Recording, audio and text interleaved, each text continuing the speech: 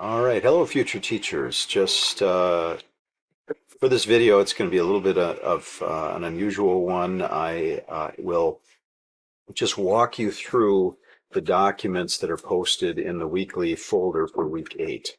So if you would go ahead and what I would suggest you do is put this video on your phone or maybe a tablet, and then you can use um, the laptop, to look at the documents, and just you can open up Schoology and the folder, the week 8 folder, and just open up each document as I talk about them. It might be helpful to pause them from time to time. This is not going to be riveting videography or anything like that, but my goal was to talk about classroom management, which teacher candidates I think always want to know about. And then also to just share with you different projects. Project-based learning was the topic that was in the reading for this week, and so I just wanted to share a lot of different resources I've used. Some of them are outright projects, others are just activities, but there are things that I have used over the years that I think have worked well for me. And not that you will steal my exact ideas, although you're welcome to if you think they have some merit. But the idea is that you maybe get sparked a little bit as you see something and maybe take it and run. So let's start with the first document. There should be one called the Law of Least Intervention, and I'm not going to read that to you or anything like that, but I do want to walk this through with you. I think this is a really important idea with classroom management, and the idea is to manage your classroom or discipline students, or however you want to say that, in the way that is least disruptive to your teaching, least disruptive to your relationship with the student, least disruptive to other students in the room. So the law of least intervention means always handle a problem in the kind of the lightest, easiest, I'm struggling for words here, least extreme way that is effective. So obviously, if something isn't effective, you have to take it up a notch or two. But often, sometimes very small things are effective. So, for instance, there are times to ignore a behavior if it's a one-time thing, if it doesn't seem to be reinforced by other students, if it's over, if you're in the middle of something, if you think the student is just doing it to get attention. Those are times when you can ignore something. And sometimes that is the best course of action. You don't want to ignore all bad behavior, but there are times when, especially if it's done for attention and it's not receiving attention and the student has stopped doing it, why prolong the issue? So other than that, you can, if you look at that sheet, you can see there's kind of a progression of things, giving the student a look, and every teacher has a look. You might have a variety of looks. I like to lower my head a little bit and raise my eyebrows and just give that student a look like that. Sometimes it's a surprised look, like, I didn't know we were talking right now. Or, confusion. Why would you be doing that? Sometimes you can add a gesture like sit down, or, let's look at your sheet. You can still be talking to students, but you can look at a student and, kind of indicate. Uh, Sometimes, this isn't on the sheet, but sometimes you can use a student's name just as an example. Let's say John is going to the store, and John is sleeping in the back of the room, but by mentioning him, he hears his name, he perks up a little bit. Um, and you just act as if you didn't even notice, that you're not trying to draw attention to him sleeping, but you're just mentioning his name to get him to pay attention. Walking over near a student, just proximity is often a way to handle behavior. Um, you can, if something is a problem that really needs to be addressed, you can walk over to the student and you can just bend down and very, very quietly say, "Feeling okay? Do you need to go get a drink?"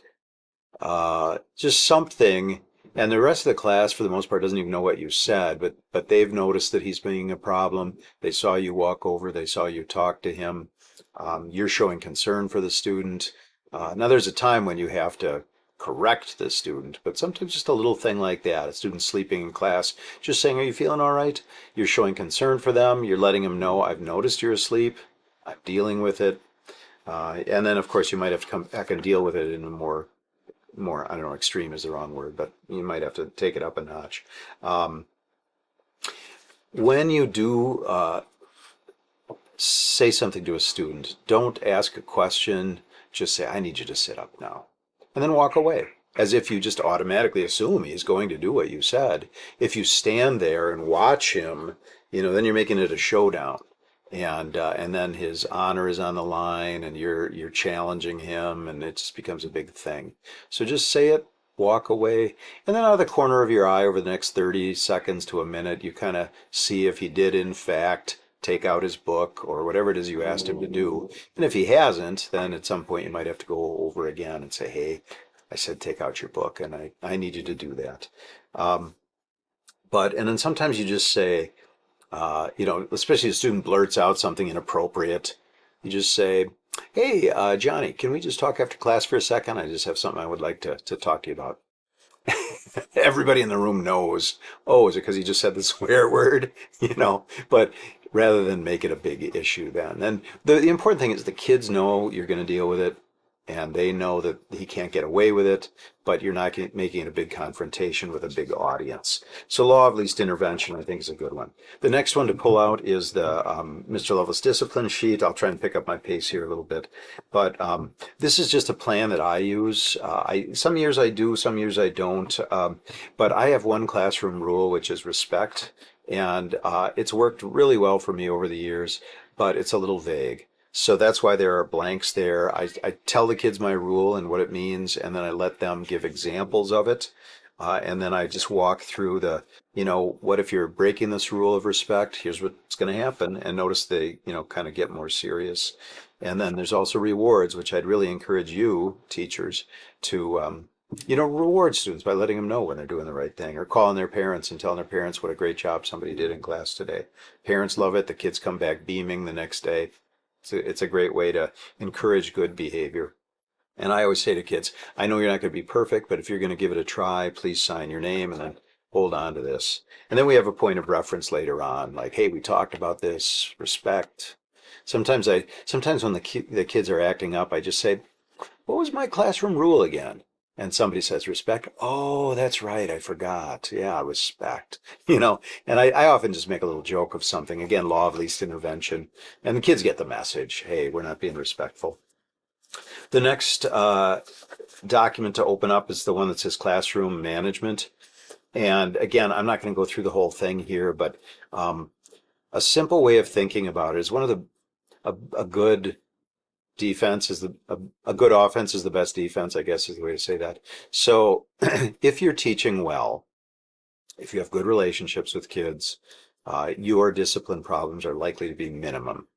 And it's when you have dead air or kids have the sense that time is not valuable in your classroom, or you seem confused, or you can't find that one handout, or kids will fill that vacuum with nonsense. So teaching well, giving them something interesting to do, being in charge just when they know you're in charge and you got things to do. And so first day, get them started right away. I like to hand kids something at the door on the very first day of school. Please start filling that out.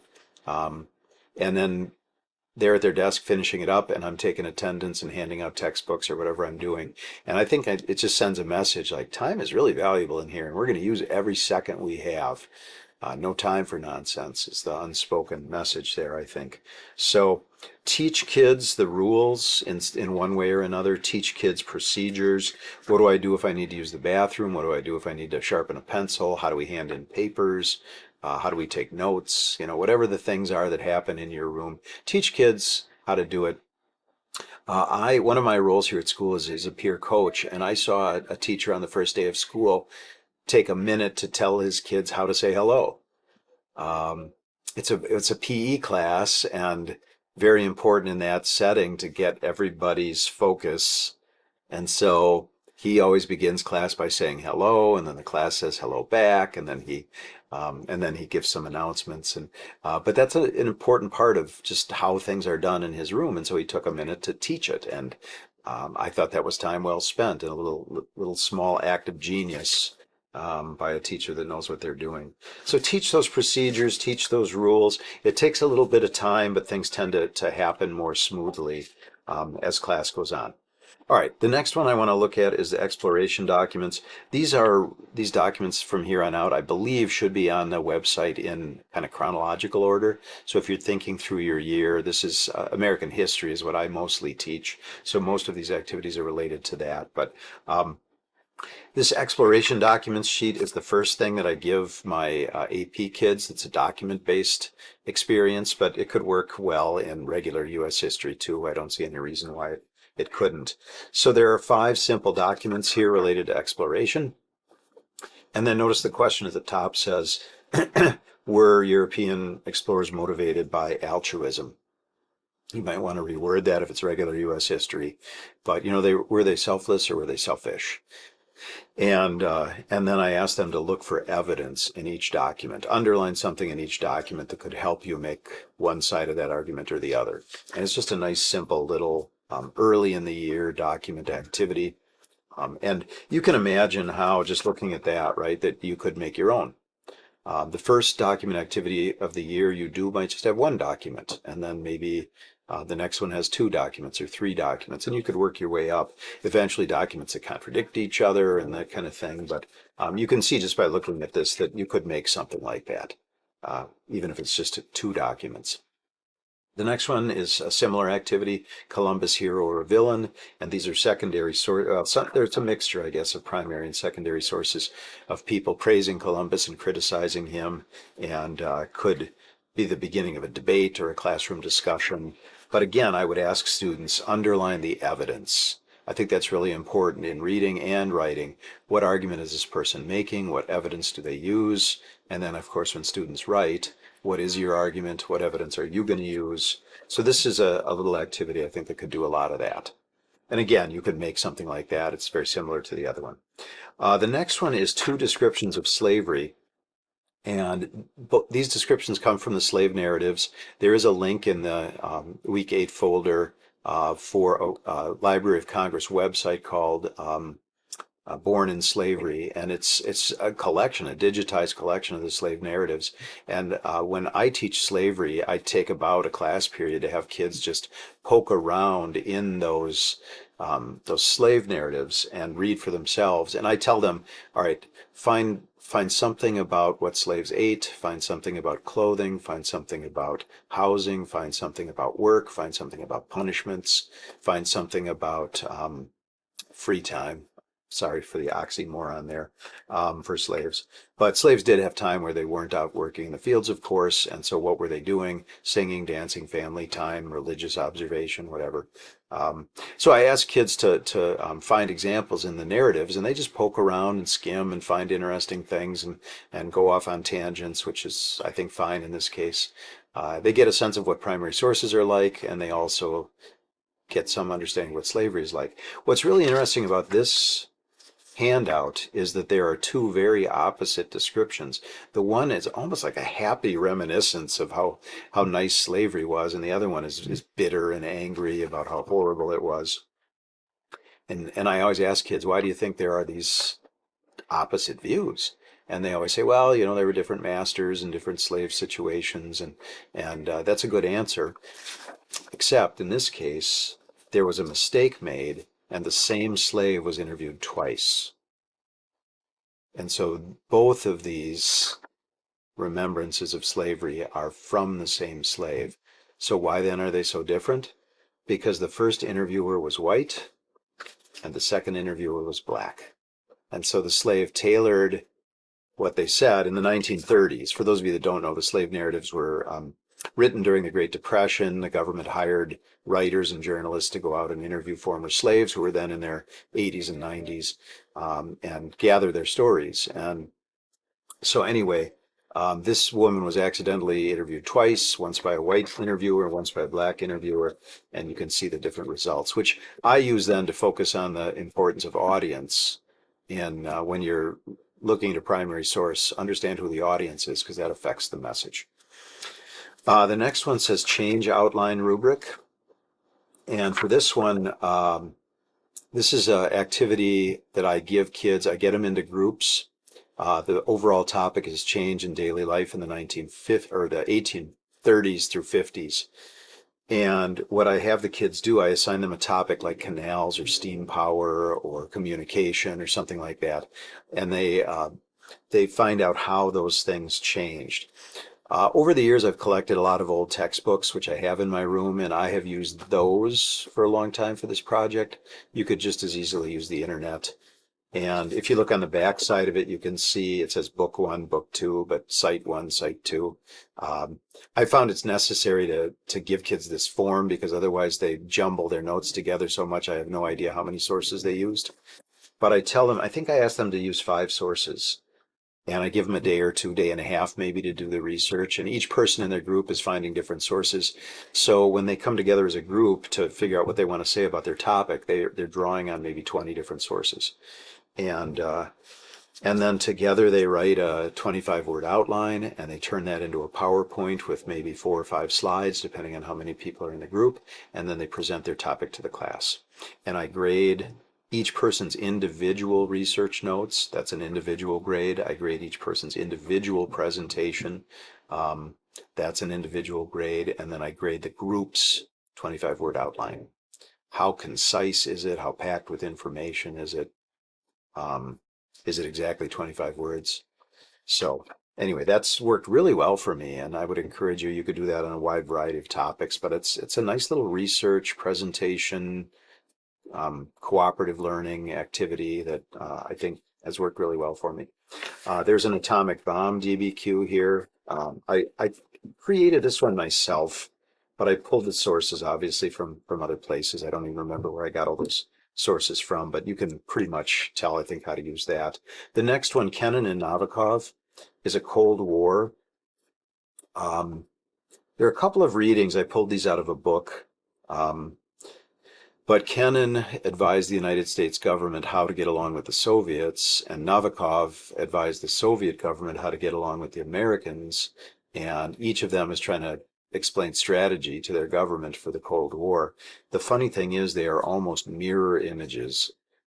The way the Soviets saw us, at least Novikov, saw Americans was almost exactly the same way that Kennan saw the Soviets. They pretty much recommend the same strategy. And I would even argue that Novikov makes a stronger case because he just has more specific evidence than Kennan does. But it's an interesting one to look at because it's a little eerie to see through the other side, if you know what I mean. Eyes on the Prize is a video I show. In fact, I don't think I put that link in the folder yet, but I'll put a link in the folder to an online clip that goes along with this. Eyes on the Prize is a long documentary series that was made in the 1980s. I think it stands up really quite well, and it's very compelling. And one of the nice things is it's broken up into little segments of 10 or 15 minutes. And so it's really easy to show a segment or two in class. And you can see my questions for these different segments. You can probably find the segments if you do a little digging online too. I'll post one of them. But sorry, just checking my time here. Um, but if you notice the questions, they're not a lot of simple recall. If you think of Bloom's taxonomy here, these are questions that are broader questions about the purpose and tactics of the civil rights movement and the philosophy of it and so on. So notice that I think higher level questions for the most part that hopefully make kids think. The next one that I have is two things that go together. One is quotes from Martin Luther King and Malcolm X, and in my opinion, there's maybe too many of them. I think if I would remake this, I would cut the number of quotes by a third or something. But there's a lot of quotes there by the two men, and then there's a worksheet comparing civil rights leaders. Um, I have the kids answer the questions on the back. If you look at that document, you can see there's 7 questions, and then on the other side there's kind of a chart. And I think I should probably flip it around so that the questions appear as the front side of the paper. But um, if you answer the questions, it kind of sets you up to be able to fill in the chart. And then I go over that with them, especially background, which they don't have a lot of help with from the quotes. And just to show how two different these men are. But it's a nice way to use primary sources of a kind, I guess. The next document is lyrics from songs from the 1960s.